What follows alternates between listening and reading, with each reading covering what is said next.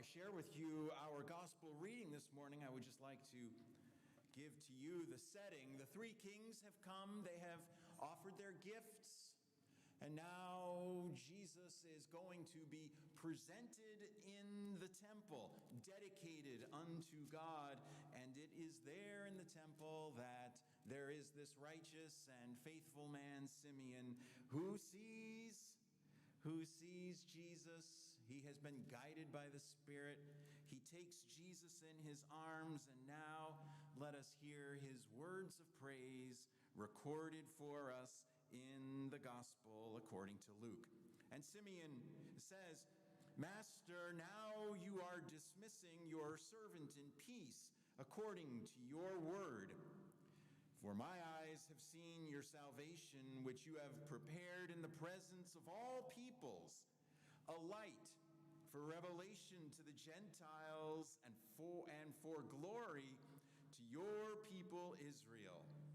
And the child's father and mother were amazed at what was being said about him. Then Simeon blessed them and said to his mother Mary, "This child is destined for the falling and the rising of many in Israel, and to be a sign that will be opposed, so that the inner thoughts of many will be revealed, and a sword will pierce your own soul too." Why are we afraid of the dark?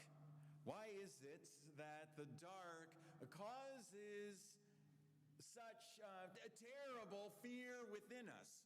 We know that for children, of course, the dark can be scary because when a child cannot see, that young imagination creates thoughts of monsters and other scary creatures that may be dwelling in that darkness and that may be threatening.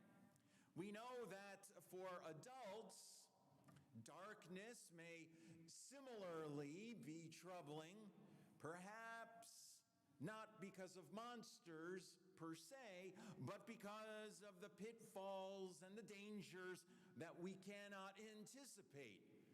Darkness may lead to missteps and to falls and to other catastrophes. We also know that we can dread darkness, particularly in the winter months, because the sun sets early. We lose sunlight much earlier in the afternoon, and darkness arrives early, and you know that is emotionally burdensome. In fact, there is even a name, seasonal affective disorder, in which we can feel the emotional weight of darkness. It can pull us down. It can make us feel saddened. Darkness is very, very uncomfortable. It is uncomfortable because we cannot see. Darkness is often connected to what is described as an unknowing or an ignorance. Darkness can lead to danger, it can lead to disaster, and who knows, maybe there are scary creatures in those places that we cannot see. And so we often think that if darkness is really terrible, then light will be easy. Light will solve all of our problems. When the light comes, the monsters will recede. When the light comes, we can find our way. We won't trip, we won't stumble, we won't fall. When light comes, our emotions will rise as well. When we see the sunshine, when we feel the sunshine, it's often considered, light is often considered simply the answer to our issues with darkness. But we find in the Bible that light indeed is the opposite of darkness in terms of vision and knowledge.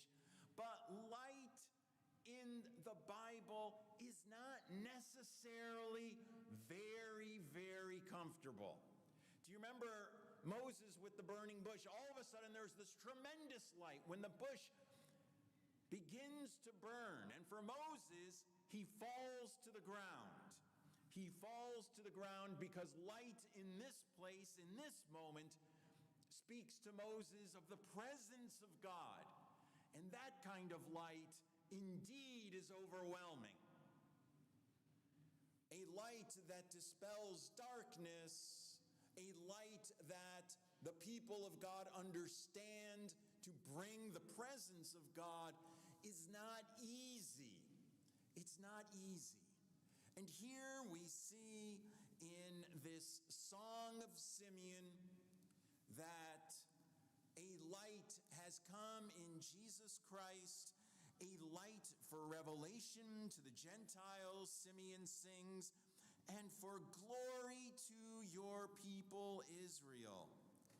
He goes on, this child is destined for the falling and rising of many in Israel, and to be a sign that will be opposed, so that the inner thoughts of many will be revealed.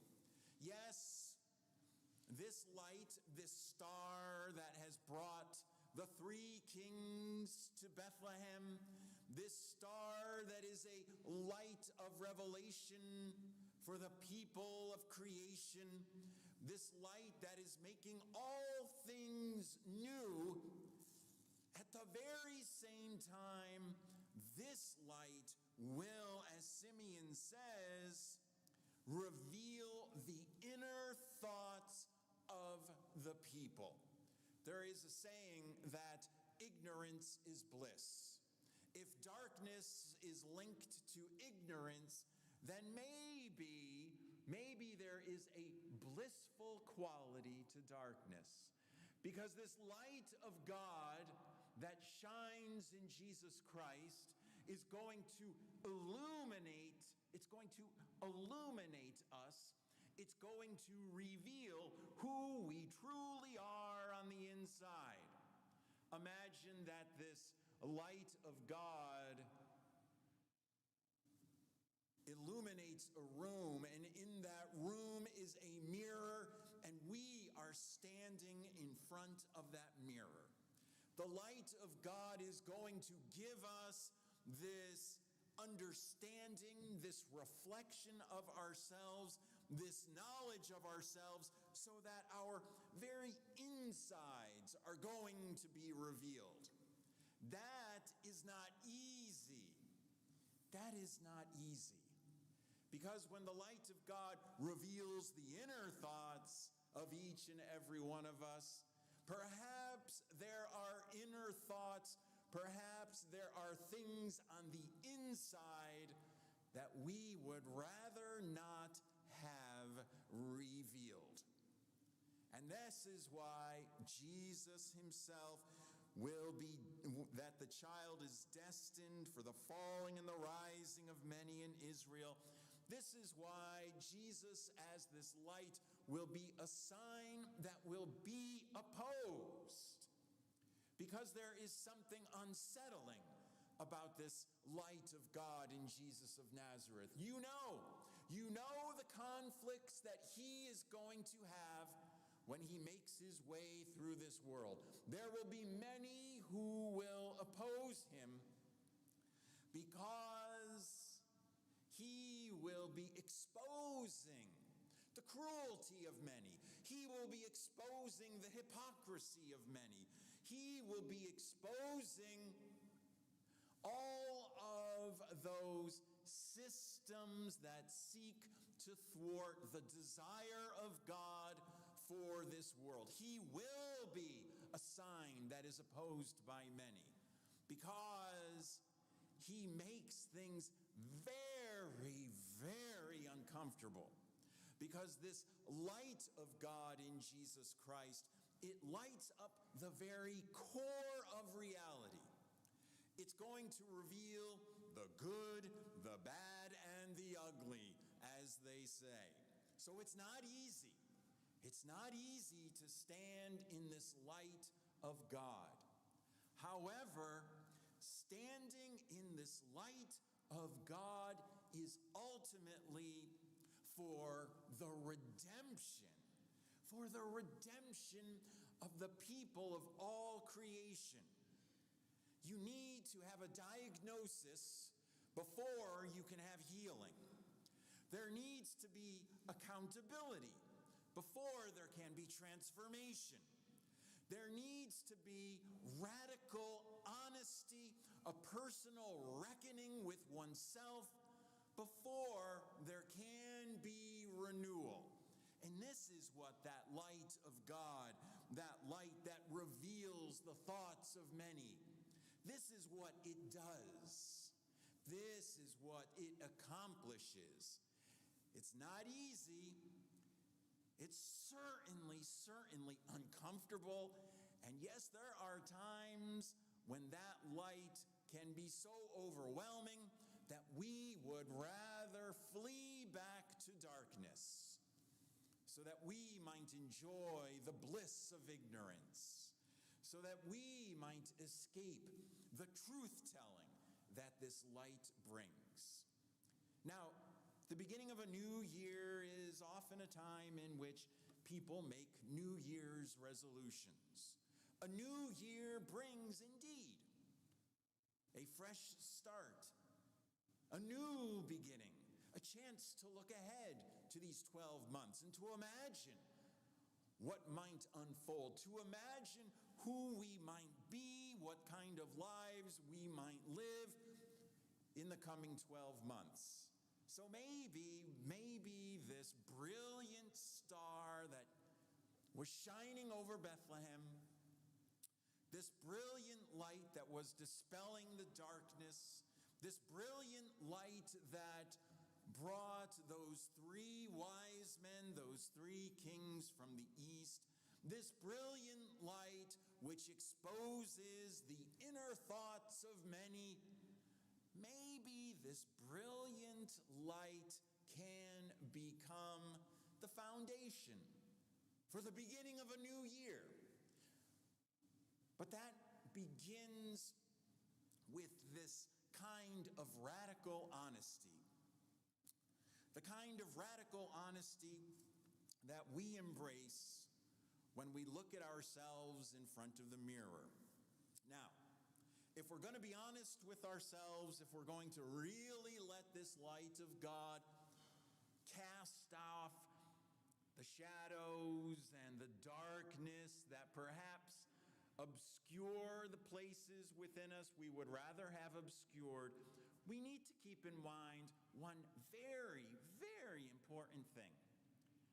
The light of God in Jesus Christ is not intended to be simply a light of punishment or a light of judgment. It is not simply to be a light that shames us or embarrasses us, a light that humiliates us when our inner selves are exposed, but rather it is a light that calls us to understanding of who we are, a light that indeed calls us to accountability, responsibility, but it is ultimately a light that is given to transform us, to renew us, to demonstrate to us the unsurpassable love of God revealed in Jesus Christ. This is very different than what we often experience in the world. What we often experience is a word of judgment, a word of shame, a word that humiliates us, a word that tears us down and leaves us broken in the dust. How many times have we experienced that? We call that bullying. Kids do it, sadly. Adults do it as well. It is crucial to understand that the living God of the Bible is not what we call a bully. The living God of the Bible sends forth a light so that in our own honesty we receive this power of transformation.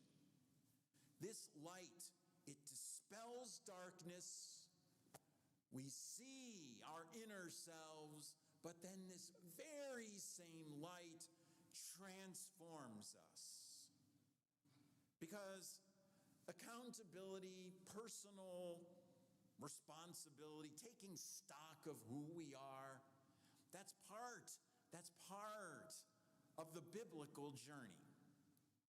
It is part of the biblical journey, and part of the biblical journey, of course, is that anticipation of the goodness and redeeming love of God in Jesus Christ. So the light, it shows us who we are, but the light at the very same time makes us new and gives to us authentic life and gives to us a liberated life. So, New Year's resolution. Perhaps the best New Year's resolution of all is simply to begin this year standing in the light of God and being honest with ourselves. To allow the darkness to be swept aside and to stand there in all of our own poverty and to anticipate the goodness of God that comes to us anew, that comes to us to transform us, to bring that liberating power of forgiveness and reconciliation. Perhaps that is the best New Year's revelation, the foundational resolution, the foundational step into a new year, to embrace the light of God in Jesus Christ, to walk, if you will, beneath that star in that town of Bethlehem, to follow those wise men, to stand with Simeon in the temple, to be at the side of Mary and Joseph when they hear these words, to gather around this Christ child, to witness the miracle of God's entrance into the world, and to say to the Lord, your light shines, here I am.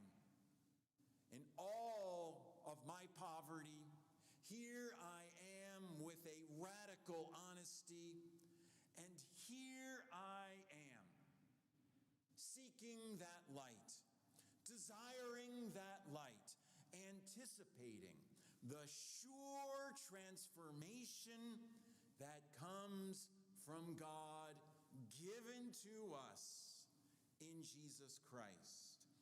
A star was in the sky, a sign was before the human heart, and between that star in the sky and that sign within the heart or before the heart is that light that binds the two, that light that will hold us fast and guide us into a new year with all of its possibilities, as new seasons unfold before us, as sister and brother, as the gathered people of God in this place. Amen.